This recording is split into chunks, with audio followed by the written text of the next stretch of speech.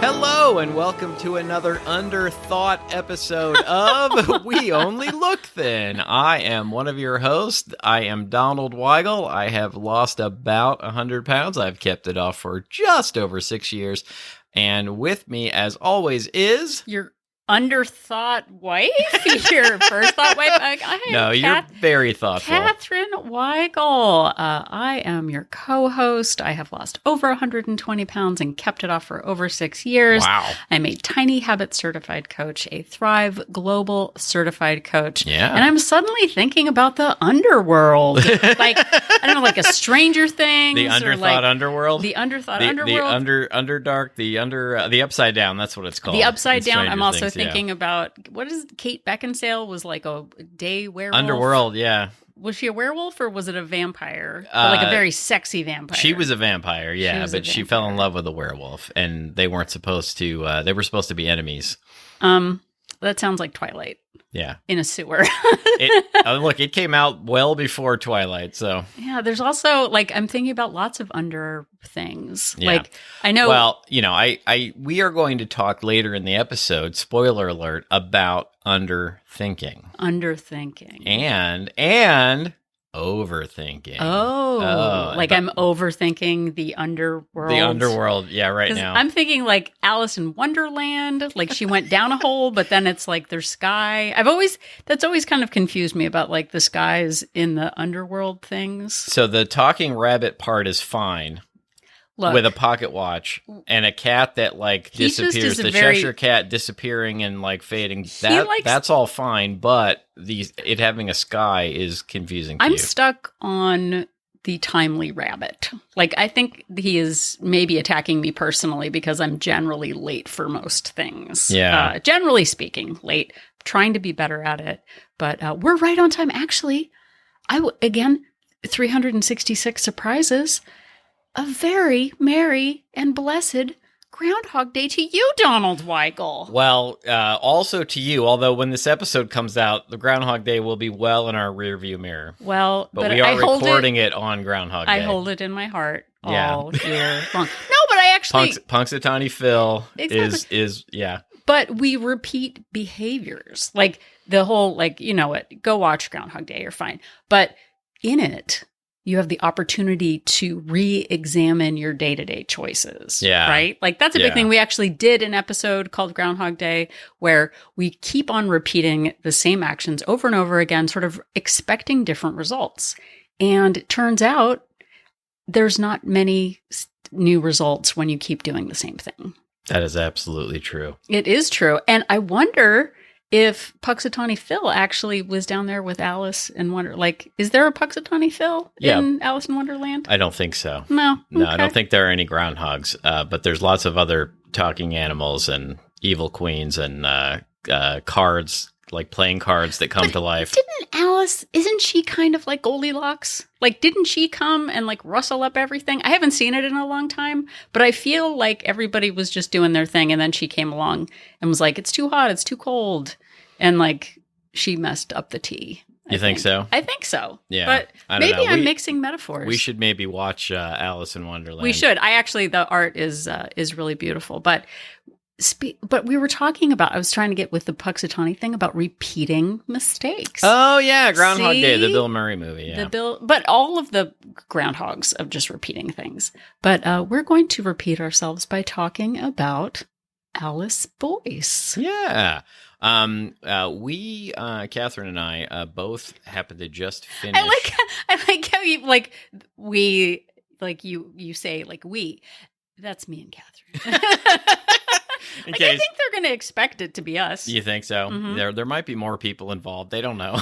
No, they don't know if I don't spell it out. It's pretty obvious that it's just us. So we both just finished the book called The Healthy Mind Toolkit by Alice Boyce, PhD, and we have talked about her a lot lately because we were both listening to the audiobook at the same time. We also have a paper copy. We do. Old-fashioned paper copy, and the book basically is just like attack after attack on my behavior. Yeah. No, it is filled with a lot of really eye-opening, great advice on mental patterns, on human beings' predispositions toward things, and how to kind of get break your own patterns of being in these things. Well, and a lot of books start with metaphors and like histories about their childhood and some compelling story.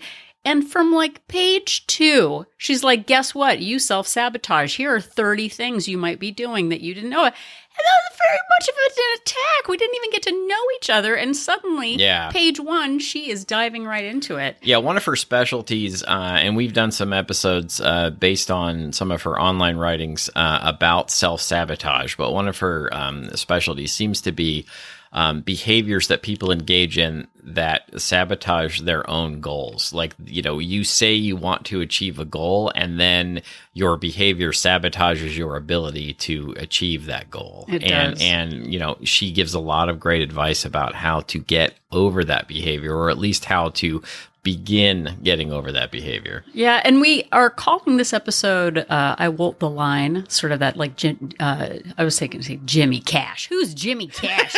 I was thinking of Jimmy Dean. Yeah, Jimmy Cash is Johnny's less famous brother. But Johnny Cash walking the line for his true love. He would Johnny Cash would be like, come out with a song, I Walk the Line, and then Jimmy Cash would be like, I also walk the line. Kind of like the John Belushi thing. Kind of like that, yeah. Yeah, but did you know, I actually didn't tell you this, but I decided to tell it to you now, that I know we're calling it, the episode is called what it's called, but I also thought it would be good to call it The Boys Are Back in Town. But that's like really, because it's not plural boys, if voices are back in town. But I didn't do that because that's an old reference. And well, we still could call the next one that. I don't think PhD Alice Boyce would want us to call it that. So we'll just stick with WOLTing the Line. Yeah. Staying on the right path. So speaking of staying on the right path, Donald and I, how I did it to you. See? It happened right there. I like it. Donald and I spent decades going to extremes, whether you call it yo-yoing, whether you call it, crash diets.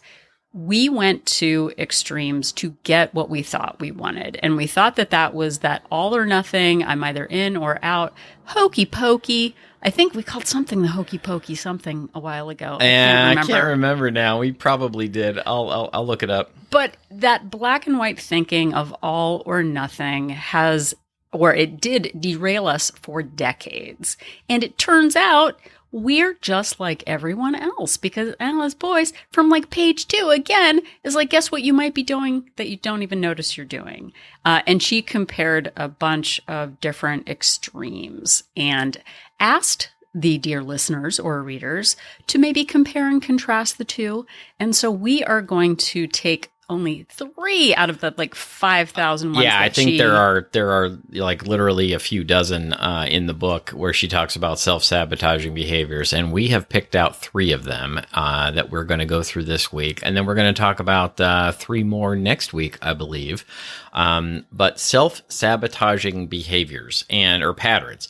And, one of the things about these are that many of them look unrelated on the surface, but a lot of them are just sort of 2 sides of the same coin. Like you might be engaging in, the extreme version of one side of this behavior or the other side of this behavior. Well, and as we go and compare each of the 2 extremes, we definitely, just in reading through it ourselves, we used to believe if we were one way, that the only solution was to be the total opposite Right. way. It was to go 100% the other direction. Right. So we are going to go through and do a call and repeat or a whatever, comparing the 3.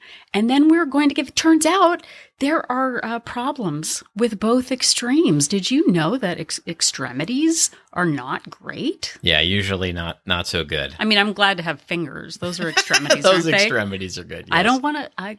I'm grateful for fingers. That's all. All right, so let's give them the 3 examples of what we're talking about. We are. And after we give you all those examples and compare, then we're going to say, well, you should do about it afterwards. Don't worry. Hang on there until the end. We're not just going to hit you with the bad stuff. Exactly. Okay. So this is the first one. So you have too much chaos in your life and not enough structure and routine. Or you stick too rigidly to self-imposed rules and routines. Been there, done both. Yeah. Okay. You give up too soon. Or you persist too much. Yep. Or, okay. Yeah. So that was it. There's no or. Okay. The next one is you get excited. I just got very caught up in it. Yeah, no, I can understand. So you get excited and rush into an action without enough thought. Like this episode, or can we both just say or because it's fun to say or? I don't get to say the or. Yeah, okay.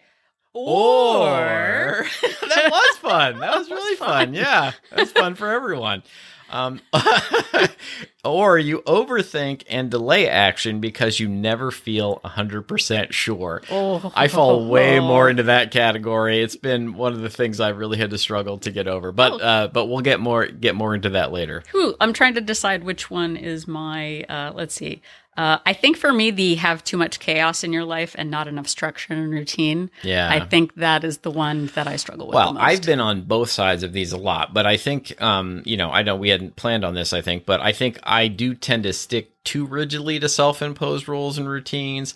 I also perhaps though giving up too soon is something I've done a lot of. See? And the overthinking is definitely me. See, but I doth persist too much. You think so? Yeah, I keep them but why isn't what I was doing when I was, 5 years younger working? Why is everything changing? So this is a good wake-up call for us. And sort of as we go through, again, we're going to go through each set and give the problems with each of them. But as we're going through them, which do you relate to? And the big question in all of this is, how's it going for you, buddy? Yeah, that's not what she says, but... How are these behaviors serving you? Ask yourself, I have to stick to my routine rigidly, but then really ask yourself, how is that serving you in terms of achieving your goals? Okay, so what are some of the problems caused by not enough routine, dear? Okay, so the problems caused by not enough routine are you spend too much energy making frequent decisions. You think about when, where, or how all the time. Yes, I do. Thank you. You end up being inefficient in the way you go about regular activities. You are inconsistent. Yeah. Oops. And chaos makes it easier to repeatedly avoid essential tasks because you don't have the time or place to think about doing it. So this is, you set a goal. You say I want to exercise more. But then you don't build in any routine into your life. And maybe you exercise one day, but then you don't make a plan for continuing to do it at a specific time or a specific day.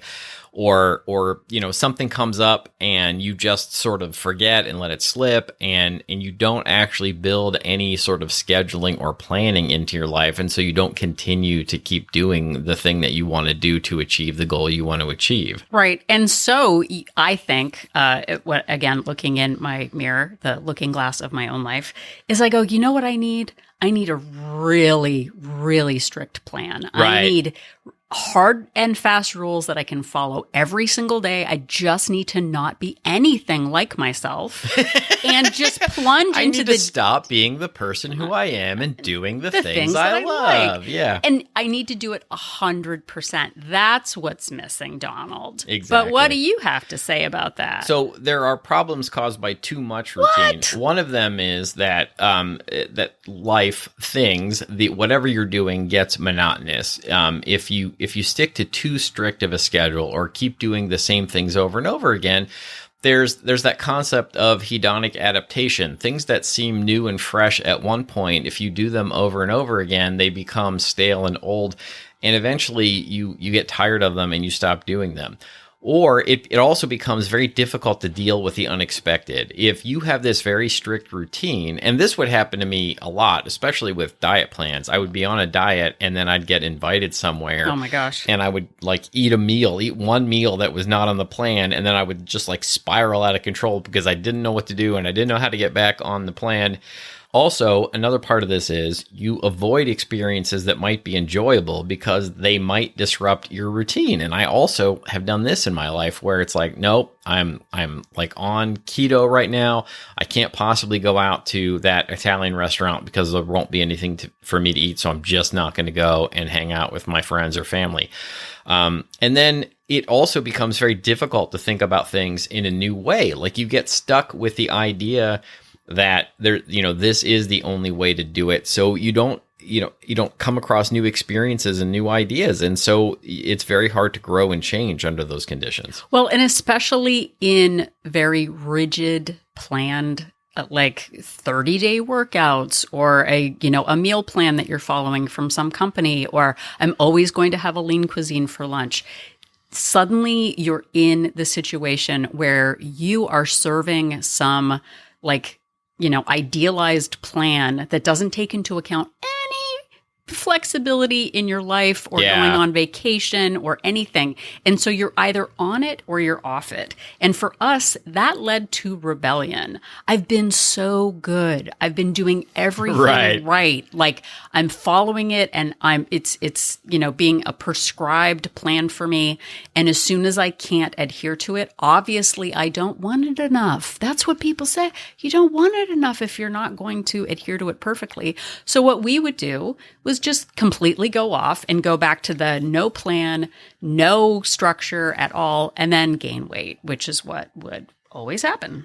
Yeah. And so the next category, problems caused by giving up too soon. This was also me. It turns out all of it is about me and my things. Exactly. You don't gain any resilience. The minute things get hard, you give up. Yeah, and a good example of this, sorry to cut you off, a good example of this is like I would go to Weight Watchers and like maybe the first week I would lose like part of a pound, and the second week I would lose part of a pound, and then like the third week I would gain a little bit of weight. I'd be like, well, I guess it doesn't work. I should just give up and quit. Exactly. So and what that leads to is you experience unnecessary feelings of failure over and over and over again. Yeah, like you just give up too quickly and you're just like, well, I failed. I guess I'm a failure. I can't do it. Well, and that's what happened with me I would do Weight Watchers for 6 weeks.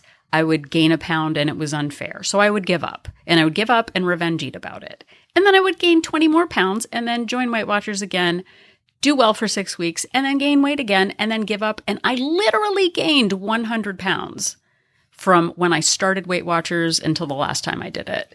And that was all from quitting. You don't realize like, gee whiskers, Catherine Weigel, what would happen if you just kept doing the plan, even though it didn't like go your way that one time? Right. There's definitely something to that phrase, like what would happen this time if you didn't quit? Exactly. So you achieve less than you're capable of because you throw up your hands every time it doesn't work for you.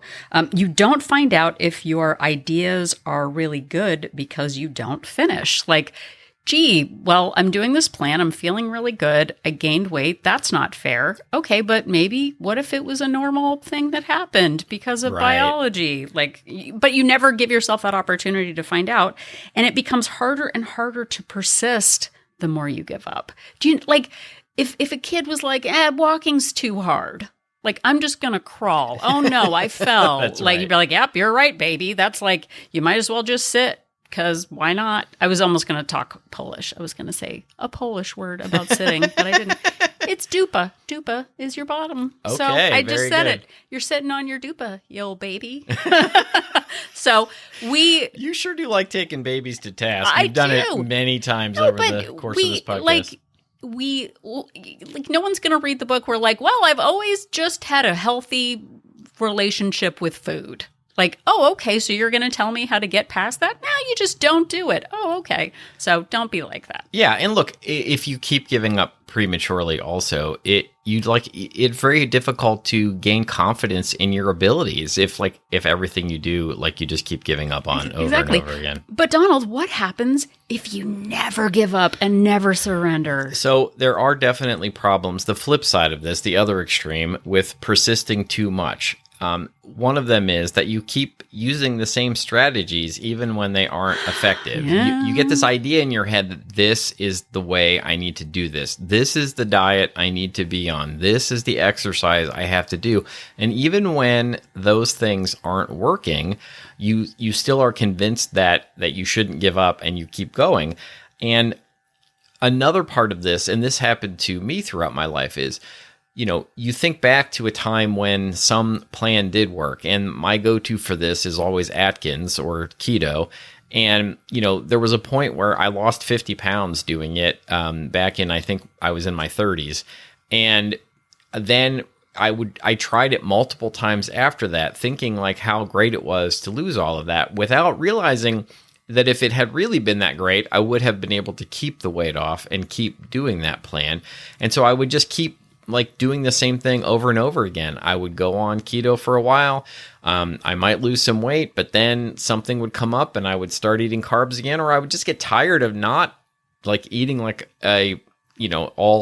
the foods that I loved, and the weight would just come roaring back, and I would get stuck doing it over and over again. But I think too, as part of that is that not thinking about the current season that you're in. I see a lot of people say well, in my early 20s, I, did all of these things and everything was great. And I ran marathons, but yeah, I've had 3 kids and now I'm 55 and I'm in perimenopause, but shouldn't I just be able to go back to the me of before?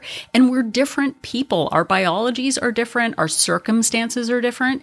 Maybe you were single and footloose and fancy free. Oh, and my now goodness. You are caring for an aging parent. We're in different circumstances. But when you persist too much and then just get mad that the plan isn't working, we're just banging our heads against the same brick wall and wondering why it isn't crumbling. I'll tell you what, no one, even when I was a teenager, ever once described me as footloose and fancy free. Oh, if that was on your dating profile, I would swipe the way that isn't the good one. Yeah, I don't know what direction it is. I don't know either. But so speaking of dating profiles and things that aren't working, another problem with being too persistent is that you become really less likely to step back and ask yourself what's working and what isn't. It's very hard for any sort of self-reflection if you're just sticking rigidly to what you think is the right thing. And then another problem is the sunk cost fallacy, which is I can't do something else now. I've already spent way too much time and effort doing this. Yeah. And it's that sort of thing well, I've already spent $500 on repairing this car recently, and now it needs another $700 repair. Well, I already spent that $500, so I guess I have to spend the $700 instead of just getting a new car at that point. Well, and I think too with that, there is also shame associated with giving up. People even say Buzz Lightyear. That's right. I'm taking beloved Buzz Lightyear to task. Never give up. Never surrender. Don't be a quitter. Quitters never prosper. But knowing the right time to hold them and fold them, which I think we also did episodes on that. Sure did. Of at what point do you stop and say okay, obviously this isn't working. That happened for me at age 41, where I finally got the point of oh, this is not serving me. None of this is serving me. Everything that I'm doing is not working. So maybe there is something else out there that I'm missing. And being open to the idea that we're not right about everything, that we have the opportunity to pivot and be adaptable and look at our current circumstances, those are some big deals. I love when you use such scientific jargon. Okay, so now we're going to move on to underthinking decisions and overthinking decisions. And darling, what are some problems with underthinking decisions? These may seem a little bit self-evident. The underthinkers. Yeah, there we go. Finally, we're getting to the beginning of the episode. Exactly. So that is you're watching TV and you see this amazing ad for this breakthrough product, this wiggle weight or the whatever. And you're the shake weight, the Hawaii chair. We talked about a whole bunch of these gadgets on a fairly recent episode. The even the Bowflex, like that kind of thing. Or those Instagram ads that pop up with the influencer that suddenly has lost all this weight and they do a before and after and click my bio for more info. And I'm like, all of those, oh my gosh, this lightning bolt moment of someone else did it. You're suddenly inspired. And we make that impulsive decision to buy the product, buy the shake, buy the workout equipment without taking into consideration anything in our actual normal lives. And this gets into that rigidity of well, if I just follow it perfectly, then I'm going to be fine. But it's a bad choice. It's a bad choice to be super impulsive. You're using such harsh language. I know. Taking babies and Buzz Lightyear to task. So this is a really big problem because when that impulsive choice doesn't work, then we see another but this is really what you're missing. Suddenly you jump ship and you go to the other thing and then you just leap from plan to plan, not giving anything enough time, not actually putting in the work or seeing how it's going to fit into your life. I was actually working with a coaching client the other day who wanted to get in more exercise. And she's like, well, I want to work out every single day. And I presented a potential plan to her and she was like, oh yeah, no, I can do that 100%. And I said, okay, well, every day? And she goes, yes, every day. I'm like, even weekends? She was like, oh, no. Right. No, that's not going to work. I was like, so we have the opportunity to be flexible based on what works for us. And we jump into something like, oh, I'm going to do a 28-day fix. I'm going to do a 30-day whatever. I'm going to do 75 strong. And if and it sounds really catchy and zingy, but it doesn't actually take our actual lives into account. So we make big promises to ourselves with very little research and very little, again, taking into account your actual life. And then we get disappointed over and over and over again because we think things just aren't fair. But what we need to do is instead of being impulsive, I'll just think about everything forever and ever and ever. And thinking about doing something must help you lose weight, doesn't it, Donald? Absolutely. Actually, no. So there are many problems caused by overthinking decisions. And the number one problem of this is that you become frozen. And you know what you need to do when you become frozen, don't you? You need to let it go. You stepped on my joke. Sorry, I don't know. Yeah, you need to let it go. Let it go. No, when you we're going all the way. We've done Alice in Wonderland. I know. We've talked about Buzz Lightyear. Now we're going to Frozen. All over the Disney map. So you spend so much time and energy analyzing things that you just keep thinking about because you're not sure of what the right decision is, that you don't actually take any action. And you spend so much time and energy analyzing when you could have been doing something. And by avoiding the action, you lose the opportunity to learn from the experience. And you may even end up just confusing yourself. Just thinking about the problem over and over again, you may just end up being confused about, well, should I do this? Should I do that? And then that leads to more inaction.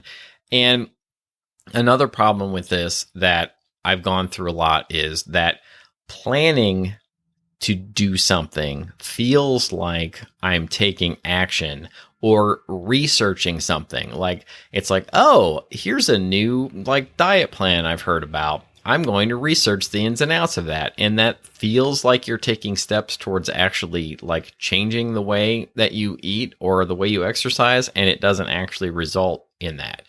And then, finally, the harder you work to avoid mistakes by doing all of the overthinking, trying to find the absolute perfect move to make, you become much more intolerant when mistakes actually do happen, and you just become like much more upset, and it makes you sort of unwilling to try new things that might actually solve or help you achieve the goal that you're trying to hit. Well, and it continues that cycle of like guilt and shame. And I thought this was going to be it. And I can't, like, all that negative thinking of like, I'll never learn. I should just do something. But then you become paralyzed by your next, like, well, which habit should I focus on? Right. Suddenly 6 months goes by and you're like, okay, well, no, you know what? I'm going to think about it some more. And you just loop and loop and loop. And being able to, and it's something else Alice Boyce said in the book was like, we have a very low tolerance for discomfort.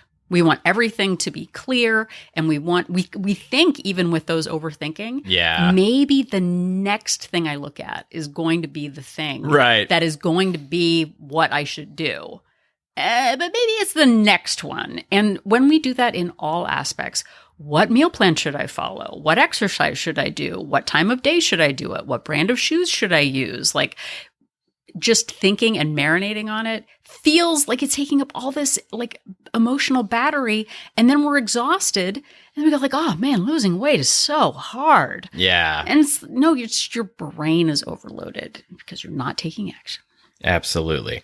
All right. So what do we have to tell people to help them kind of get over these patterns? That's a very good question, Donald Weigel. I appreciate you asking that. So one of the things, again, with the extremes is we think if we are doing one extreme, the only answer is doing the other extreme and doing it perfectly. Again, I have no structure. I need all the structure.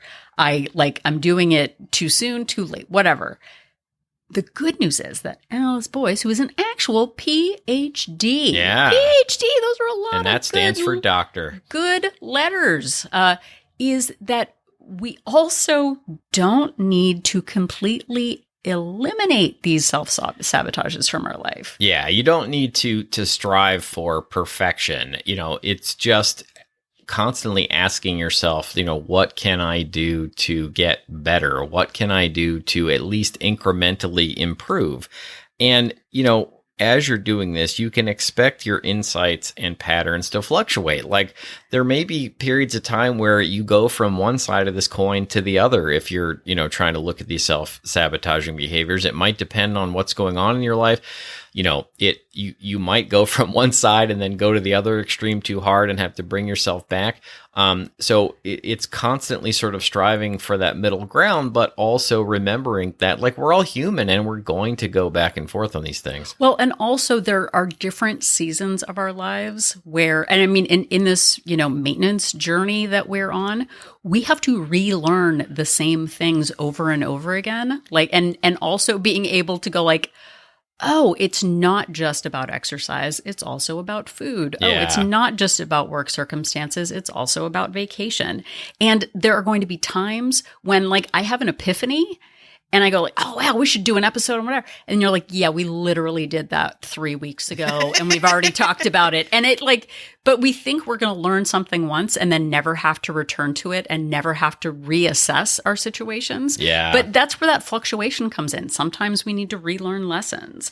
And so for us, like in any circumstance, wherever you find yourself, again, asking that question, how is this habit and behavior serving me? How is my habit of overthinking serving me? How is my habit of going to extremes serving me? Because once you see those patterns of like, yep, didn't work that time, it's not going to work again and again and again.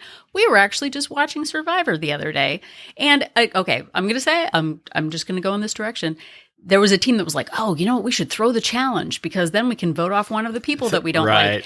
Literally, there's been, 30, 40 seasons of Survivor around the world? Yeah, I don't think that's ever worked out for anybody. Never has it worked out. Yeah, and seeing American Survivor's about to start season 46. Holy smoke-a-doodles. Yeah. But I'm like, nope, you're walking to, and there it goes. And it's not going to work out.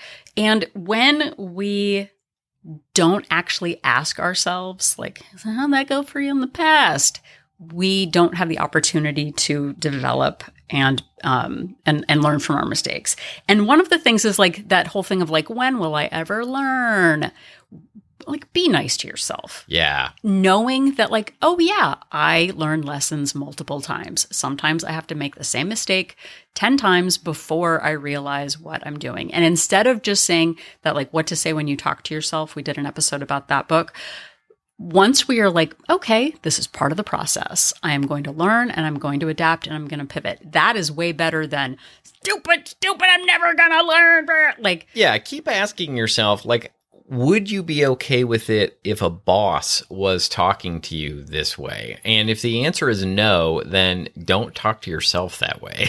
Why would you be meaner to yourself than you would tolerate from somebody else being mean to you? Or being like, talking to somebody that you love? Like, would you stand for what they were saying? So if you keep telling yourself that you'll never figure it out, that you're useless, that, et cetera, that you start to internalize that stuff, and it just you begin to believe it. So you need to believe in your capacity for change? You do. You need to believe, like, you are a grown-up who is capable of achieving many hard things, and you have to remind yourself a lot of all of the hard things that you have done. We have a tendency to, like, things that we do well, we have a tendency to belittle them because they don't seem hard to us anymore. But there was a point at which you didn't know how to do these hard things.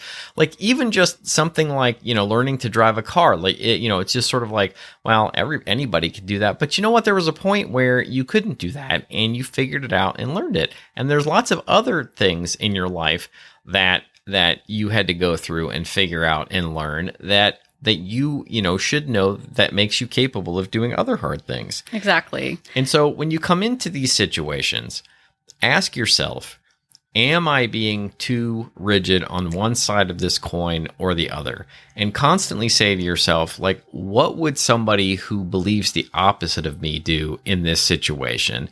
And that can be a way to help you find that middle ground. Right. And I mean, and we've just talked about the extremes of, if I have no plans and no structure at all and total chaos, you might think that opposite of like someone who has no chaos and lots of structure and lots of routine, how would they act? Again, we think we either have to be one side of the coin or the other, but we're talking about the middle of the coin, the coin core. I don't know. The core coin. Core coin. I don't know. That doesn't make any sense.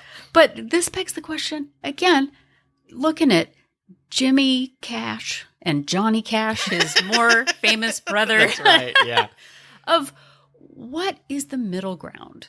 What would a person who does the opposite of me do? And then, hey, what's the middle ground guy doing? What's the kind of moderate, I've got a little bit of chaos, but I also have some structure in there. And those structures are great anchors to manage all of the chaos I have in my life. Again, I give up too soon. You persist too much. What would someone in the middle do? Yeah, like, for example, if you believe that you have a tendency to give up too soon, set yourself a benchmark. Well, I promise I'm going to try this for at least a month. Or I promise myself I am going to try X thing for at least a couple of weeks. And just give yourself a chance, give yourself a minimum. And then likewise, the other direction, if you persist too much, tell yourself, well, I'm really going to look at my results, a month from now, 6 weeks from now. And if nothing has changed, I'm going to have to make some sort of a change in order to see if I can get closer to the results that I want. Well, and that's something that Donald actually did I'm going to stick with this calorie target for 4 weeks. And if I stop losing weight or it's not working, then I will adapt. The issue is when people immediately say, oh, this isn't working and make a switch, you don't give anything time to work, a melting ice cube. Yeah, there were just, speaking of calorie goals, there were plenty of times during the 2 years when I was really actively trying to lose weight where I would go a week, 2 weeks, sometimes 3 weeks without any change on the scale. And then something would happen. Then I would move down, or, a week or two, and then I would lose some weight. It wasn't just a straight line of of constantly losing weight each week or each day, there were sort of ebbs and flows of it, and I had to go with that. Exactly. And for me, with that, like not losing weight one week and then giving up, I decided on this last time joint venture, what if you just kept going after that one time? Yeah. And then suddenly I would lose more weight. I gained weight 20 pounds while losing 100 pounds. And if I hadn't pushed past that, I never would have known that that was just a pattern. And then again, with that final thing of like rushing into things really quickly, looking for that one weird fix or overthinking things. Again, put a like, you know what, I'm going to give it a week. I see that this is very interesting to me. I'm going to give it 1 week. And if I'm still as excited today, after I've kind of looked at how it fits into my life, then I'll give it a try. The other side of the coin is if you're overthinking things and have analysis paralysis is, you know what, I'm going to give it the weekend. And by the end of the weekend, I'm going to make a choice about one thing to audition as my new habit. Instead of thinking of it as if I make this commitment, it's going to be forever. It's, you know what, I'm going to give this a try. I'm going to see how it goes for 4 weeks. And if it doesn't work, I can adapt and pivot and make a new choice and, make a solution work for me instead of overthinking things. And the more we're able to look at the center, what would a normal human do instead of an extreme person do? What would an adaptable person do? What would a person who didn't give up the first time things got complicated do? Be in the middle so that, I was going to do something, be in the middle so you work on your middle. That was really not, I'm just playing through my own shame spiral on that one. But instead of extremes, what would the alternative be to that? How many times, it's more boring. It's the middle of the road. What if it was normal home makeover? They just kind of got some new throw pillows. You just watch a contractor spend 3 times as much time finishing the job as they originally quoted you. Yeah, that's the whole show. You rake your normal front home yard. makeover. Nobody, they don't make TV shows about that, but that's what's sustainable. Making this sustainable for your actual lifestyle matters. And the more we see that as this does not need to be the most exciting and dynamic part of my life. I don't have to put all of my excitement eggs in this one basket. I can do other things like play basketball. No, I don't know. Donald mentions basketball a lot. Yeah, it was the only thing anytime I could think try and come up with exercise, I mention basketball, and she likes to tease me about it. If you are, thank you very much for putting all of your excitement eggs into the basket of listening to this episode. I don't know. How's that for a That's fine. Professional Look, transition? we don't have to be. I don't know. We don't have to be perfect, Donald. This can be a middle of the road episode. I think it's extremely great. Thank you so much for listening to this episode. If you enjoyed it, all of our episodes are available somewhere. The most recent 300 somewhere. The most Sounds recent. Like I lost my keys. Yeah. I don't know. They're around. Episodes are around somewhere. Somewhere. The most recent 300 episodes are available wherever you found this one on the all of the major podcast platforms, and all of our episodes, all the way back to number 1, are available on our website at weonlylookthin.com. Yep, and if you are at weonlylookthin.com, click on that link for Join Our Support Group to find out more about WOLT Place. We Only Look Thin Place is our Facebook-based accountability group for women. We are not a weight loss plan, but we are a place for support and accountability. We have people doing counting macros and counting calories and doing Weight Watcher points and intuitive eating. But regardless of the plan, it is a place to really focus on your tendency toward self-sabotage, to work with other people who are going through similar situations and really come up with solutions that can work for you in a safe and supportive environment. Yeah. We do weekly Zoom meetings. We have challenges and subgroups. So check us out. We have 2 subscription options, a monthly subscription with a 3-day complimentary trial and a 3-month subscription with a 7-day complimentary trial to see if WOLT Place is right for you. Yeah, look, I had to actually marry attorney, Catherine Weigel, to get her in-depth advice and wisdom Off the on market. all of this stuff. And all you have to do to get that is to join WOLT Place. So check that out. Also, you can interact with us on social media. We are on Facebook and Instagram at We Only Look Thin, or you could send us an email. You can write to us at weonlylookthin@gmail.com. If you have questions, if you have episode suggestions, we like those. Or if you just want to write in and give us a compliment, we really appreciate that. We got a really nice email just today, actually, from a listener who wanted to give us a shout out and say hello, and we are grateful for that. Yep. And if you have a couple of extra spare minutes and can head over to Apple Podcast, please leave us a rating and a review. Not only does it let us know that what we're doing is making a difference in your life, but it also helps with the Apple algorithms, which is maybe also a band. I don't know. The Apple Rhythms? Apple Rhythms, yeah. Ew, that Yeah. sounds terrible. It sounds Yeah. like something that would have come to like your middle school to like teach you about not doing like... Not doing vape. Yeah. Is that a thing that people do? To not vape. Yeah. To not vape? Yeah, the Apple Rhythms. We're the Apple Rhythms, and we're here to teach you. Oh my gosh. That sounds terrible. Or wonderful. Or wonderful. But head over to Apple Podcasts, leave us a rating and a review. It means the world to us to know that what we're doing after all these years is making a difference in your life, helps other people find us. So head on over there. It just takes a couple minutes. Writing a review. It is a great way at no cost to you that you can help support the show. Another thing you can do is just tell somebody about the show. If you are in a conversation and it comes up, if you know somebody that you think would get something out of our show, and you could tell them about it, or if you're in an online community, if you're in a Facebook group, a Reddit group, a Discord server, something like that, involving weight loss and fitness, and we come up, then it would be really great if you could give us a shout out. Yep. So if you are confused as to whether it was Goldilocks, Alice, or Kate Beckinsale who visited Wonderland, just remember that Catherine and I are an inspiration. I think all of them had werewolves, though.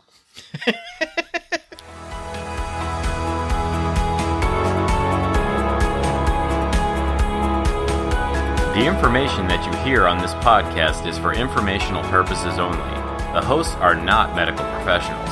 You should always consult with your doctor, nurse, or other certified health professional before beginning any diet or fitness program.